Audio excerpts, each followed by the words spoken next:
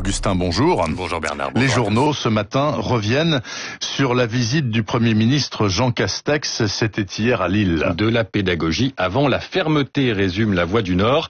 Le Premier ministre a appelé à ne pas baisser la garde pour éviter un reconfinement des placements alors que la métropole lilloise a rendu le masque obligatoire dans les lieux publics ouverts.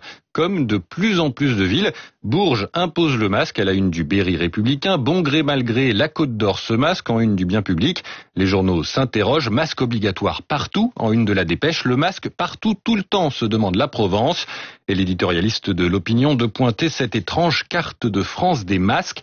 Plutôt que de laisser s'installer un millefeuille de règles locales, pourquoi ne pas donner des recommandations claires sur tout le territoire alors que tant de vacanciers sillonnent la France, augmentant le risque de propagation? Dire aux Français qu'ils doivent assumer le port du masque n'est pas anxiogène. Ce qu'il est, en revanche, c'est d'arriver à une situation assez ubuesque où le masque peut être exigé dans une station balnéaire alors que 10 km plus loin, il ne le sera pas. La question a été posée au Premier ministre hier, c'est ce qu'on lit dans le compte-rendu de sa visite en page 2 des Échos.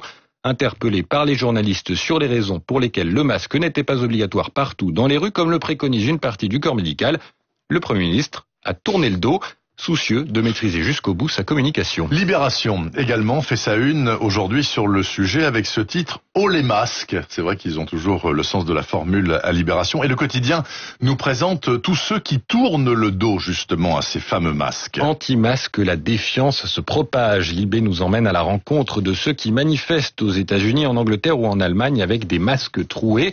L'objet est accusé d'abriter des puces électroniques ou simplement d'être inutile. Je cite: une utilisatrice de Twitter dégaine une photo des instructions qui figurent sur une boîte. Si les masques sont mal utilisés, mal ajustés, trop minces et pas lavés, ils ne fonctionnent pas.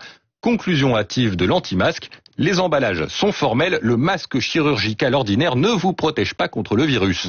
Twitter et les réseaux sociaux où circulent ces théories, surtout aux États-Unis, le masque s'est mué en objet idéologique qui va bien au-delà du virus. Certains Américains agissent principalement au nom de la Constitution qui garantit la liberté individuelle, invoquent aussi celle de respirer parce que c'est un don de Dieu. D'autres dénoncent la propagande de l'État et des médias à la botte des milliardaires. Et, nous dit Libération, un dénominateur commun relie ces révoltes. Le doute avec pour corollaire la défiance. Souvent, l'anti-masque est anti beaucoup de choses, à commencer par être anti-confinement et anti-vaccin.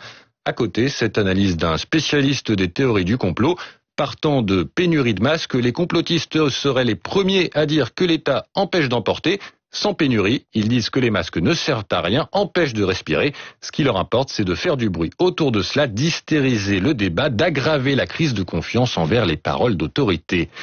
Parmi ceux qui s'interrogent sur le masque, il faut toutefois distinguer les complotistes de ceux qui le font sincèrement, écrit Libération, parce que des questions légitimes, il y en a. Certains se demandent par exemple s'il faut vraiment porter le masque quand on fait du sport en extérieur. C'est obligatoire depuis hier dans la métropole lilloise. Réponse dans Le Parisien aujourd'hui en France. Les médecins sont sceptiques sur cette obligation, pas loin de la qualifier d'ubuesque. À l'air libre, le plus important est de respecter la distanciation physique. Le port du masque quand on court peut être gênant et si c'est obligatoire, attention à la transpiration. Il va faire chaud à la fin de la semaine. Avec la sueur, le masque va davantage coller à la peau et perdre en capacité de filtration des particules. Il faudra le changer beaucoup plus souvent au risque sinon d'avoir une fausse impression de protection et de perdre en efficacité, explique un docteur. Augustin, vous nous parliez à l'instant des anti-masques, en particulier chez les Américains. Alors, tous ces anti-masques, mais ils ont un modèle, en l'occurrence le président Trump, qui très longtemps a refusé de le porter. Trump qui a nié l'existence du problème, Trump qui ne voulait entendre aucune mauvaise nouvelle, on en parlait à l'instant avec Laurent Seim. Déclaration de son ex-conseiller à la sécurité nationale, John Bolton, dans le Figaro. Quelques semaines après la sortie remarquée de son livre qui raconte son passage à la Maison-Blanche, il a répondu aux questions d'un groupe de journalistes européens. Bolton qui veut tout faire pour empêcher la réélection de Trump et qui n'y va pas de main morte. J'ai cru, comme beaucoup d'autres, que du moment où il accéderait à ce poste de haute responsabilité, il changerait. Je dois le concéder. J'ai eu tort, Trump continue de croire qu'il siège à la Trump Tower et qu'il peut diriger le gouvernement américain comme bon lui semble. Encore plus cinglant, je ne suis pas sûr qu'il comprenne quoi que ce soit à notre Constitution. Tout ce qui n'a pas trait à son projet de réélection est trop abstrait pour lui. L'ex-conseiller sent même un désir autoritaire chez le président des États-Unis. Trump a souvent déclaré qu'il apprécie de conclure des accords avec Poutine, Xi Jinping, Erdogan ou encore Kim Jong-un. Cette série de noms à elle seule ne manque pas d'intérêt. En revanche, il a eu des problèmes avec Angela Merkel, Theresa May ou Emmanuel Macron. Entre autres, il est attiré par les personnalités autoritaires. Bolton, qui ne votera pas pour Joe Biden, le candidat démocrate, même si par la négative, on comprend qu'il souhaite son élection. Trump ne devrait pas se voir confier de deuxième mandat. On passe des ex-conseillers aux ex tout court, tiens, pour terminer cette revue de presse, en page 9 du Parisien aujourd'hui en France, et je vous ai vu lire cette enquête avec beaucoup d'attention. On apprend que les célibataires se tournent en priorité vers d'anciennes conquêtes. Pourquoi ? À cause de la crise sanitaire. Expliquez-nous. Le retour en grâce des ex, titre Le Quotidien, qui dévoile les résultats d'une enquête de IFOP. Car les nouvelles rencontres, on oublie pour le moment, peut-on lire, 2 raisons à cela. D'abord, les lieux de rencontre traditionnels, comme les boîtes de nuit, sont toujours fermés. Oui. Et deuxièmement, c'est plus surprenant, les célibataires ont peur. Il apparaît dans l'enquête un refus très partagé de prendre le risque d'avoir un rapport avec un partenaire exposé ou ayant été infecté par le Covid. Si vous avez déjà été malade, 62% des célibataires, 2 tiers, passeront leur chemin. Et si vous travaillez dans des secteurs exposés au virus, santé, vente, transport, ce taux monte même à 64%. Résultat, on retourne voir la fille ou le garçon qu'on connaît déjà. Les célibataires ont ainsi l'impression de connaître la part de risque. Pas de surprise sous la couette.